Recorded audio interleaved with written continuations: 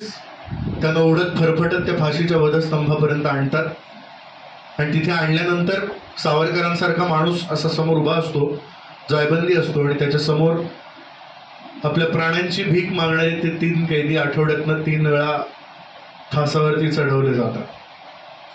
फासावरती चढवल्यानंतर आपल्याकडे मरणांत आणि वैराणी अशी संकल्पना आहे की एखाद्याबद्दलचं वैर हे त्याच्या मृत्यूपर्यंत कायम असतं, मृत्यूनंतर वैर कायम नसतं. रामायणामध्ये आपण सगळ्यांनी ऐकलेलं आहे की रामाने रावणाचा वध केल्यानंतर त्यांनी स्वतः विभीषणाला असं सांगितलेलं होतं की रावणाचं आणि माझं जे वैर होतं ते त्याच्या मृत्यूपर्यंतच होतं, त्याच्या मृत्यूनंतर आता तू त्याचा भाऊ म्हणून जा आणि त्याच्या मृतदेहावरती अंत्यसंस्कार कर. अंदमानामध्ये या ज्या 3 कैद्यांना आठवड्यातनं फासावरती चढवलं जायचं, त्यांचे मृतदेह त्या फासावरनं तसेच काढून तिथेच टाकले जायचे. आठवड्यातनं 3 दिवस ते मृतदेह कुजायचे, सडायचे, त्याची दुर्गंधी सावरकरांच्या कोठडीपर्यंत यायची. ती दुर्गंधी त्यांच्या 7x11च्या कोठडीत पसरली की मग 3 दिवसांनंतर ती प्रेत उचलून समोर समुद्रात फेकून दिली जायची आणि त्याच्या दुसऱ्या दिवशी पहाटे आणखी 3 कैदी पुन्हा फासावर चढवण्यासाठी आणले जायचे. ओळींचं साहित्य लिहितो, 10,000 ओळी. त्याच्या हातात पेन नसतं, त्याच्या हातात कागद नसतो. घायपा त्याच्या काटे आणि अणकुचीदार दगडांनी 7x11च्या कोठडीवरती कमला, गोमांतक, विरहोच्छवास आणि महासागर अशी मराठी भाषेतली अभिजात महाकाव्य एक माणूस लिहून जातो. ही ब्रिटिशांच्या संपूर्ण न्यायव्यवस्थेला, ब्रिटिशांच्या संपूर्ण राज्यव्यवस्थेला एका महाराष्ट्रीय माणसानं दिलेली केवढी मोठी चपराक आहे बघा. लोकमान्य बाळ गंगाधर टिळक सुद्धा याच तुरुंगात आहेत. जाता जाता किमान त्या टिळकांचं दर्शन घ्यावं अशी आमची इच्छा आहेच, पण टिळक म्हणजे कर्मयोगाचा पुरस्कर्ता. टिळकांच्या सोबत अहोरात्र भगवद्गीता असणार हे आम्हाला माहिती आहे. त्यामुळे जाता जाता आमचे हे जे 2 हात तुम्ही बांधाल ना फाशीला जायच्या आधी, तेव्हा त्या 2 हातांमध्ये लोकमान्यांच्या संग्रहातल्या भगवद्गीतेच्या 3 प्रती आणा. त्या टिळकांच्या संग्रहातल्या भगवद्गीतेच्या प्रती भगव्या ध्वजाच्या वेष्टनामध्ये गुंडाळू, ते आमच्या हातामध्ये ठेवू आणि वधस्तंभावरती जाताना वंदे मातरम गर्जना करत आम्ही जाऊ. हे वाचलं, त्या 14 वर्षाच्या मुलांनी हे वाचलं की चापेकरांसारखा माणूस जाता जाता त्या भगवद्गीतेच्या प्रती आणि तो भगवा ध्वज हातामध्ये घेऊन गेलेला होता. त्याचा परिणाम त्या 14 वर्षाच्या मुलावरती झाला आणि तो 14 वर्षाचा मुलगा अस्वस्थ झाला. त्याला कळेना की काय करायचं. चापेकरांना आम्हाला मरण आलं ना तर ते मरण सगळ्यात सद्भाग्याचं मरण असेल की मी मरणार आहे पण माझ्या आधी कित्येक शत्रूला कंठस्नान घातलं तर ते मरण. आणि पुढे सावरकरांनी असं म्हटलंय, मारिता मारिता मरे तू झुंजेन, आणि युद्धात मला यश आलं तर काय करेन, छत्रपती शिवरायांनी जसा तुझ्या मस्तकी स्वराज्याचा राज्याभिषेक केला होता तसा स्वराज्याचा राज्याभिषेक करेन. आर्यांच्या देशावर म्लेच्छांचा घाला, आला आला सावध हो शिव भूपाला. त्यांचे शब्द आहेत, त्रस्त आम्ही दीन आम्ही शरण तुम्हा आलो, परावशतेच्या पाशी मरणोन्मुख साधू परित्राणाया दुष्कृती नाशाया, भगवन भगवद्गीता सार्थ कराया. त्यांचे शब्द आहेत, श्री जगदंबाजी स्तव शुंभाधिक भक्षी, दशमुख मर्दुनी जी श्री रघुवर संरक्षी. महाराज तुम्ही काम सुरू केलं आणि तुम्हाला ती जगदंबा वरदायिनी कशी झाली तर ती श्रीरामाला जशी पावली तशी. दशमुख मर्दुनी जी श्री रघुवर संरक्षी. दशमुख मर्दुनी म्हणजे रावणाला मारून, जी श्री रघुवर म्हणजे रामाला संरक्षण करते अशी जगदंबा. ती पुता भूमाता म्लेच्छाई छळता, तुझं वेळ शिवराया तुझं कोण तुझात राहा. काय शब्द आहेत सावरकरांचे, तुझं वेळ शिवराया तुझं कोण तुझात राहता. जय देव जय देव जय जय शिवराया, या या अनन्य शरण आर्या ताराया. आणि मग हे जेव्हा सुरू झालं तेव्हा त्या सावरकर क्लबची जी मुलं होती त्या सगळ्या सावरकर क्लबच्या मुलांच्या सहली सावरकरांनी सुरू केल्या. आणि मी आपल्याला म्हणालो, इतिहासाकडे लक्ष असलं की भूगोल कसा आपल्या मदतीला धावून येतो. इतिहास आणि भूगोल या दोन्ही गोष्टी कशा सावरकरांच्या मदतीला धावून आल्या. ते पुण्याला राहायचे आणि पुण्याच्या अवतीभोवतीचा जो सगळा प्रदेश होता त्या पुण्याच्या बरोबर एका बाजूला लाल महाल आहे आणि त्या पुण्याच्या अवतीभोवती जो लाल महाल आहे त्या लाल महालाची पहिली सफर सावरकरांनी आयोजित केली. आणि त्या लाल महालाची जी सफर आयोजित केली त्या लाल महालात ती सगळी सावरकर त्यांची सगळी मुलं घेऊन गेले. आणि मुलं घेऊन गेल्यानंतर आपण लाल महाल कसा बघतो आणि सावरकरांनी लाल महाल कसा दाखवला मी आपल्याला सगळ्या मुलांना लाल महालामध्ये घेऊन गेले आणि लाल महालात घेऊन गेल्यानंतर आपण कधी कल्पना केली आहे का की हाच लाल महाल 400 वर्षांपूर्वी सुद्धा तोच तसाच होता, त्याच भिंती होत्या.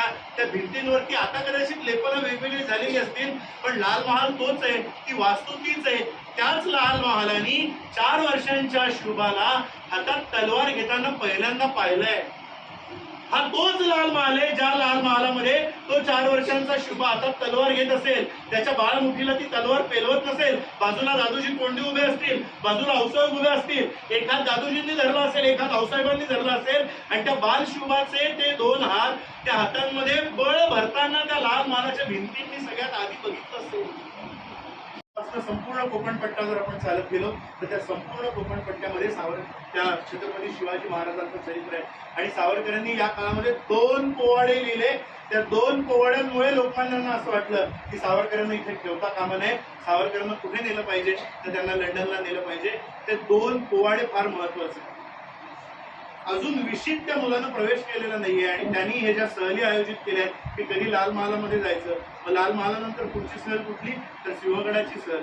सिंहगडावरती आता आपण मडक्यातलं दही आणि कुठलं आपली खायला जातो, पण दुर्दैवानं 100 वर्षांपूर्वी इतकी चंगळवादी परिस्थिती नव्हती. तिथे तसे भजे आणि मडक्यातलं दही मिळत नव्हतं. खऱ्या अर्थानं तरुण मुलं तिथे काहीतरी राष्ट्रीय अस्मिता अंगी बाणवण्यासाठी जायची आणि सावरकर त्यासाठी गेले होते. आपण देश हिंदूचा हाय तयाचा मालक म्लेंछ ठरे, परंतु आता परिपरमेशा रुचेल का हे बरे. मग आर्य देश तारणा अधम मारणा कराया रणा, शिवनेरी श्रीमान आला त्या सूर्याचा किरण रणांगणी तळपे तानाजी प्रेमे आजी सिंहगडाचा पोवाडा गाजीर आजी जी जी जी. अल्पा काला का भूलता, मल मल तेजुनी वल वल चित्ती, हल हलके पट पट म्हणजे कपडा का वरिता. अरे आपणची पूर्वी होतो सकल कलांची खाण आहा. सावरकरांचे शब्द किती विलक्षण आहे. ते म्हणतात अरे आपणची पूर्वी होतो सकल कलांची खाण आहा, भरतभूमीच्या कुशी दीपते कलंक आता आधी पहा. हा स्वदेशीचा फटका साधारण 55 ओळींचा आहे.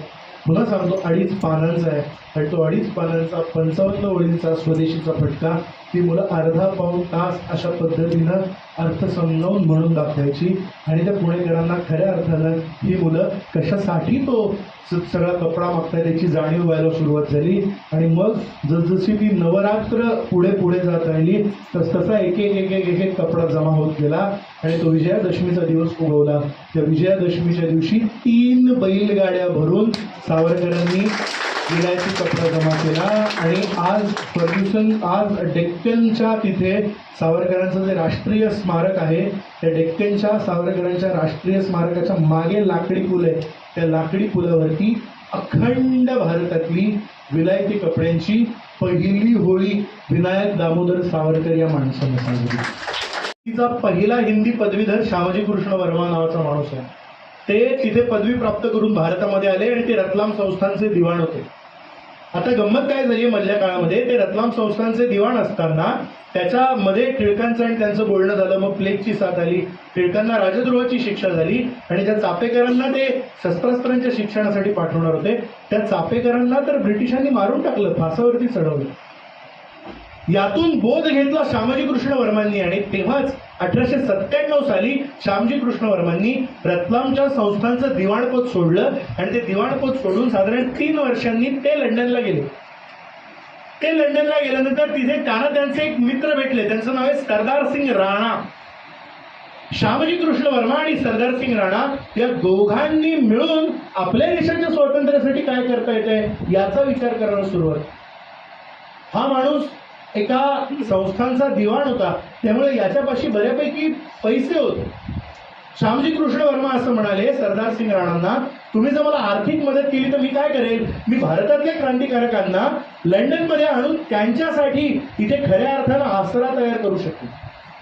आणि मग सरदार सिंग राणांनी त्याला अनुमोदन दिलं. त्यांना तिथे एक वीरांगना येऊन भेटली जिचं नाव मॅडम भिकाजी रस्तम काम. आणि सरदार सिंग राणांनी आणि श्यामजी कृष्ण वर्मांनी दोघांनी पदरचे पैसे घालून त्या लंडन मधल्या एका रस्त्यावरती एक 3 मजली इमारतच विकत घेऊन टाकली. त्या इमारतीला त्यांनी नाव दिलं इंडिया हाऊस भारत भवन. सरदार सिंग राणांचा आंतरराष्ट्रीय बाजारपेठेत हिऱ्या मोत्यांचा व्यापार होता आणि ते भारत भवन नाव दिल्यानंतर त्यांना तिथे एक विरांगिनी भेटल्या. त्या होत्या आमच्या मॅडम भिकाजी रुस्तम कामा. भिकाजी रुस्तम कामा कोण होते आपल्याला आश्चर्य वाटेल. त्या काळात मुंबईच्या खंबाला हिलवरती त्यांचे 2 बंगले होते. त्यांनी ते दोन्ही बंगले विकले. त्या पॅरिसला गेल्या आणि पॅरिसला जाऊन त्यांनी तिथल्या सगळ्या स्वातंत्र्य युद्धातल्या लोकांच्या भेटीगाठी घेतल्या. ते लंडनला आले. त्या श्यामजी कृष्ण वर्मांना आणि सरदार सिंग राणांना भेटल्या आणि त्यांनी यांना असं सांगितलं की तुम्ही इथे ही जी वसाहत विकत घेतलेली आहे याच्यामध्ये भारतीय मुलं आली पाहिजे, याच्यासाठी शिष्यवृत्ती सुरू करा. त्या शिष्यवृत्तीसाठी मी तुम्हाला मदत करते. मॅडम भिकाजी रुस्तम कामांनी मदत केली आणि मग शिवाजी शिष्यवृत्ती जी सावरकरांना मिळाली त्या शिष्यवृत्तीसाठी आमच्या भारतातनं लोकमान्य टिळकांनी सावरकरांच्या नावाची शिफारस केली. सावरकरांच्या नावाची शिफारस केल्यानंतर श्यामजी कृष्ण वर्मा, सरदार सिंग राणा आणि मॅडम भिकाजी रुस्तम कामा यांनी त्या शिष्यवृत्तीवर शिक्कामोर्तब केलं आणि त्यांनी असं ठरवलं की इथे खऱ्या अर्थानं इंडिया हाऊसमध्ये म्हणजे भारत भवनामध्ये येऊन क्रांतिकार्य करण्यासाठी कोणाला निवडावं तर तो निवडणारा मुलगा म्हणजे विनायक दामोदर सावरकर मला नेलं गेलं. तिथून 1921 सालापर्यंत ते ब्रिटिशांचे कैदी म्हणून जगले. 1921ला पुन्हा त्यांना भारतात आणलं. पुन्हा भारतात आणल्यानंतर 1921ला त्यांना 1921 ते 24 रत्नागिरीत स्थानबद्ध केलं. तेव्हाही ते स्वतंत्र नागरिक नव्हते, कैदीच होते. 1924 ते 1937 विनायक दामोदर सावरकर नावाचा माणूस रत्नागिरीत स्थानबद्ध होता. म्हणजे स्वतंत्र होता का नाही, तो कैदीच होता. म्हणजे 1906 साली कुठलाही आरोप अंगावरती न घेऊन गेलेला माणूस 1937 सालापर्यंत या देशात स्वतंत्र नागरिक म्हणून श्वास घेऊ शकलेला नाही. किती वर्ष? 1906 ते 1937, 31 वर्ष. आपल्या आयुष्याच्या ऐन तारुण्यातली 31 वर्ष सावरकरांनी काही ना काहीतरी मातृभूमीसाठी भोगलेलं आहे. 31 वर्ष. पद्धतीनुसार एकदा जन्माला आलेला माणूस एकदा मरतो आणि तुम्ही मला एकाच जन्मात 2 जन्मठेपा भोगायला सांगताय. याचा अर्थ तुम्ही आमच्या धर्मातला पुनर्जन्माचा सिद्धांत मान्य केलात की हो? प्राण धर्माला सावरा, प्राण